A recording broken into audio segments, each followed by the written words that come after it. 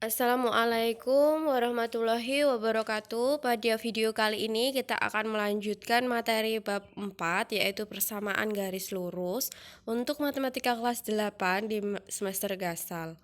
Nah, pada materi bab ini kita perlu mengingat lagi pada bab 2 yaitu koordinat kartesius kemarin ya.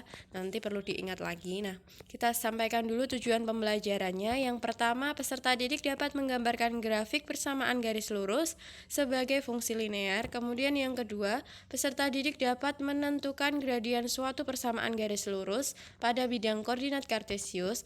Dan yang ketiga, peserta didik dapat menyelesaikan masalah kontekstual yang berkaitan dengan fungsi linear sebagai persamaan garis lurus. Nah, sudah saya sampaikan tadi, di bab ini kalian perlu mengingat lagi bab 2 yaitu koordinat kartesius untuk melukiskan suatu titik ya pada koordinat kartesius.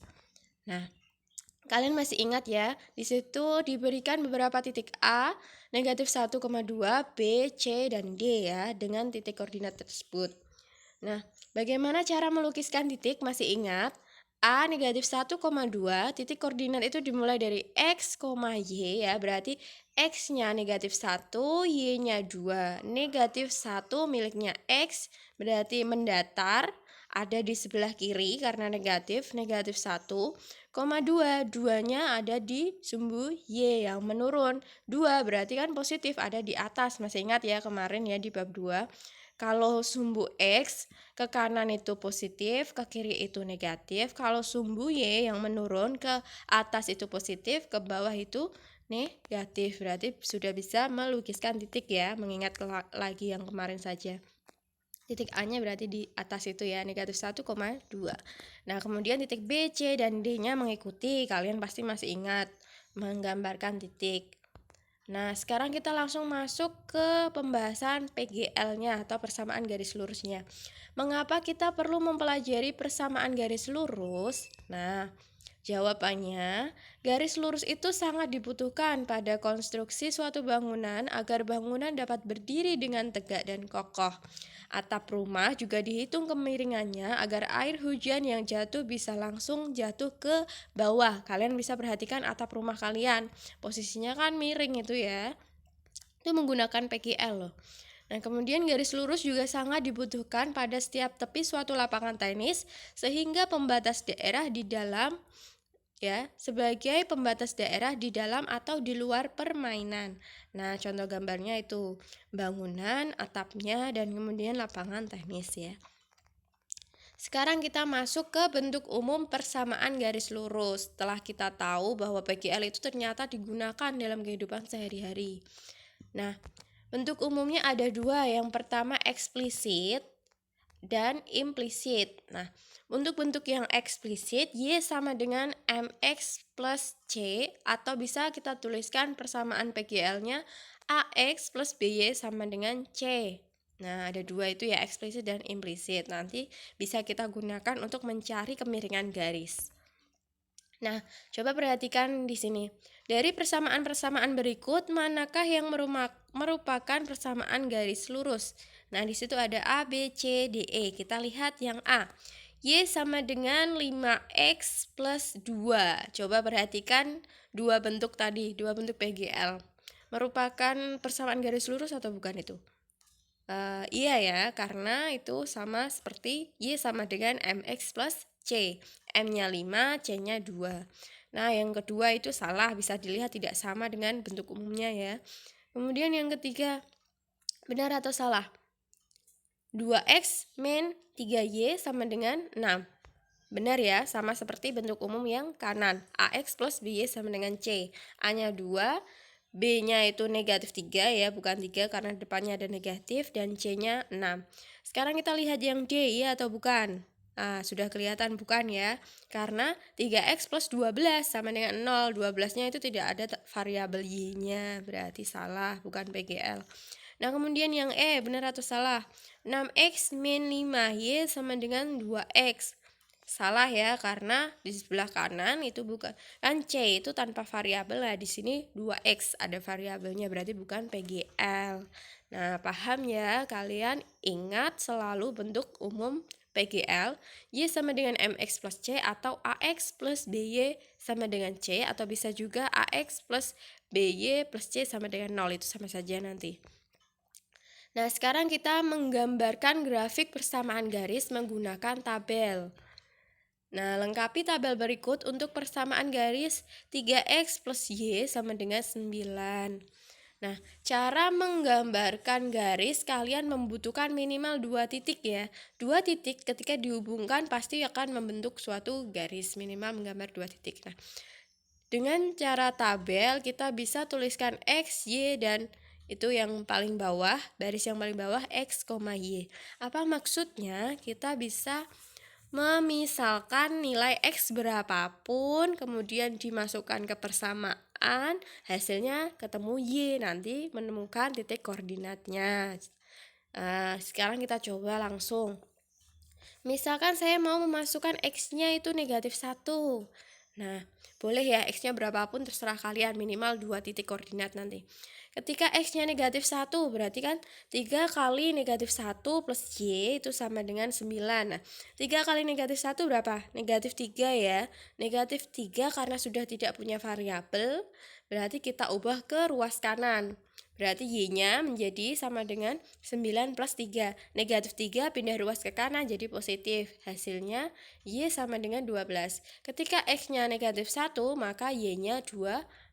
Titik koordinatnya menjadi negatif 1,12. Paham ya? Jadi kalian bisa memasukkan nilai X berapapun, atau boleh nilai Y berapapun, itu boleh kalian pilih. Ketika kalian memasukkan X berapapun, nanti ketemu nilai Y-nya. Ketika kalian memasukkan nilai Y berapapun, akan ketemu X-nya. Nah, ketika saya mau masukkan lagi X-nya 0, berarti kita masukkan 3 kali 0 plus Y sama dengan 9. 3 kali 0 kan 0, berarti Y-nya tinggal 9. Kita temukan koordinat kartesiusnya 0,9. Nah, 2 titik ini sudah cukup untuk kalian melukiskan suatu garis lurus ya. Tapi jika lebih banyak mungkin lebih teratur nanti bentuk garisnya. Boleh coba kalian memasukkan X-nya 1, sama langkahnya ya, gampang ya. Tinggal dimasukkan X-nya 1, berarti ketemu Y-nya 6. Nah, boleh lagi X-nya 2. Nah, berarti sama. 3 kali 2 plus Y sama dengan 9. 3 kali 2 kan 6. Pindah ruas ke kanan menjadi negatif 6. Y-nya menjadi 3. Titik koordinatnya jadi 2,3. Mudah ya, kalian bisa mencari X berapapun nanti ketemu Y-nya, atau Y berapapun ketemu X-nya, itu minimal kalian mendapatkan 2 titik koordinat. Nah, di sini kan ada 4, boleh-boleh saja. Nah, berarti gambarnya seperti ini. Negatif 1,12, maka diperlukan kemampuan kalian pada bab 2 untuk menggambarkan titik ya. Nah, 0,9 di sini, kemudian 1,6 di sini, dan 2,3 di sini. Kita tarik garis lurus. Nah, garis ini adalah garis 3X plus Y sama dengan 9. Nah, kita lihat posisi garisnya. Itu nanti berpengaruh untuk mencari kemiringan garis. Ini miring ke kiri ya berarti. Nah, itu tadi berfungsi pada ini, gradien atau kemiringan, biasa kita sebut M kalau di rumus nanti. Coba perhatikan tabel berikut. Di situ ada 2 grafik. Yang pertama, grafik pertama itu persamaannya Y sama dengan 2X, dan grafik kedua Y sama dengan negatif 2X. Y sama dengan 2X, berarti kita bisa lukiskan grafiknya, bisa ya. Misal X-nya 0, berarti kan Y sama dengan 2 kali 0, 0, berarti titiknya nanti 0,0. Udah, kemudian ketika X-nya kita ubah 1, berarti Y-nya sama dengan 2 kali 1, 2. Titik koordinat keduanya 1,2. Nah, bisa diperoleh gambar grafik berikut, bisa ya. Melalui 0,0 dan 1,2, benar, berarti miring ke kanan. Kemudian yang nomor 2, Y sama dengan negatif 2X. Kita coba masukkan X-nya 0, berarti Y-nya juga 0 melalui titik 0,0.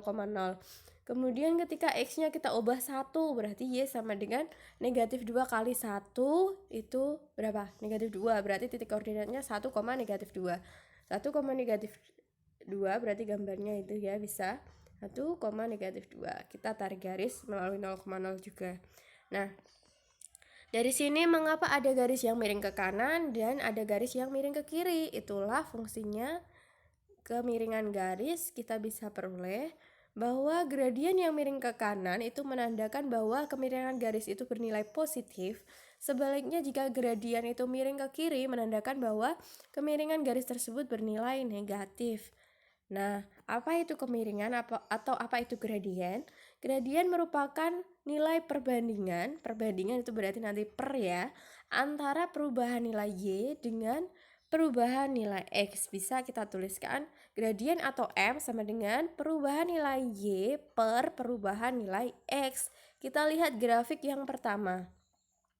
Perubahan nilai Y-nya dari titik 0,0. Y itu kan yang menurun ya, yang menurun. Y-nya itu perubahannya naik ke atas 2. Kemudian perubahan nilai X-nya miring ke kanannya 1 itu ya. Yang panah merah itu kan membentuk segitiga nanti. Naik ke atas 2, miring ke kanan 1, berarti gradiennya 2 per 1 sama dengan 2, M-nya sama dengan 2. Nah, itu ada kesalahan di grafik, harusnya M-nya sama dengan 2 ya. Kemudian kita cari grafik yang kedua, gradiennya berapa. Kita lihat itu panah merah juga ada naik ke atas, perubahan nilai Y-nya 2, terus kemudian perubahan nilai X-nya miring ke kiri sebanyak 1, berarti gradiennya kan jadi perubahan nilai X-nya jadi negatif 1. Jadi gradiennya Y per X atau 2 per negatif 1 hasilnya negatif 2. Berarti gradiennya M sama dengan negatif 2. Jelas ya? Nah, kita masuk ke gradien garis pada bidang koordinat kartesius. Coba isi pada isian ini nanti. Perhatikan garis L pada gambar berikut. Nah, pada garis L terdapat ruas garis PH dengan koordinat titiknya P 3,-2 dan H-nya negatif 5,4. Lengkapilah isian-isian berikut. Perhatikan ruas garis PH-nya. Pada P bergerak titik-titik satuan ke titik-titik menuju R. Kita lihat R-nya. Nah, R-nya ada di sebelah kiri dari P. Itu kan membentuk segitiga lagi sama seperti tadi ya, contoh yang sebelumnya. Kita harus menemukan bentuk segitiganya. P-nya bergerak berapa? 8 satuan ke kiri. Ya, ke kiri menuju R. Maka perubahan nilai X-nya adalah berapa? Negatif 8 karena ke kiri. Kemudian dari R bergerak ke mana? Titik-titik satuan menuju ke H ya. Menuju ke H itu naik ke atas sebanyak 6 satuan. Maka perubahan nilai Y-nya adalah 6.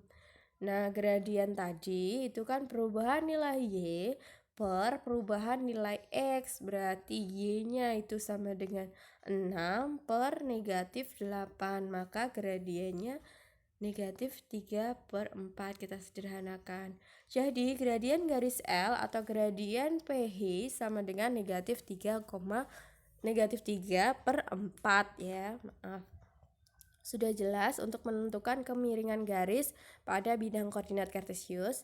Kalian tinggal menggambarkan segitiganya. Jadi kalau miring ke atas ya, miring ke kanan berarti gradiennya positif, miring ke kiri berarti gradiennya negatif. Kita bisa gambarkan segitiga pembantu ini. Jelas ya? Ketika kalian sudah jelas atau untuk memperjelas lagi, silakan kerjakan latihan soal berikut. Gambarkan persamaan garis berikut pada koordinat kartesius dan tentukan gradiennya. Bisa ya menggambarkan titik koordinat kartesius untuk melukiskan garisnya minimal 2 titik saja. Yang A, X sama dengan 6 min Y. Kalian bisa memasukkan nilai X berapapun atau bisa memasukkan nilai Y berapapun. Nah, di sini yang gampang kan kita masukkan nilai Y-nya. Nah, ketika Y-nya kalian ubah menjadi 0 berarti X-nya sama dengan 6. Titik koordinatnya menjadi 6,0 ya. X-nya 6, Y-nya 0. Kemudian ketika Y-nya 1, mudah ya. Berarti X sama dengan 6 min 1, 5. Berarti koordinatnya menjadi berapa? 5,1. Nah, minimal 2 titik kalian bisa menggambarkan garis. Ketika kalian sudah menemukan garisnya, kalian mencoba mencari perubahan nilai Y dan perubahan nilai X dengan menggambarkan segitiga tadi. Ya. Setelah itu kalian bisa menemukan gradien pada bidang kartesius. Nah, materi pembelajaran selanjutnya, kalian akan mempelajari gradien melalui 2 titik, gradien pada garis lurus pada bentuk eksplisit dan implisit, kemudian hubungan gradien pada 2 garis. Nah, sekian untuk materi hari ini. Silakan dikerjakan untuk mendalami materi PGL yang pertama ini. Wassalamualaikum warahmatullahi wabarakatuh.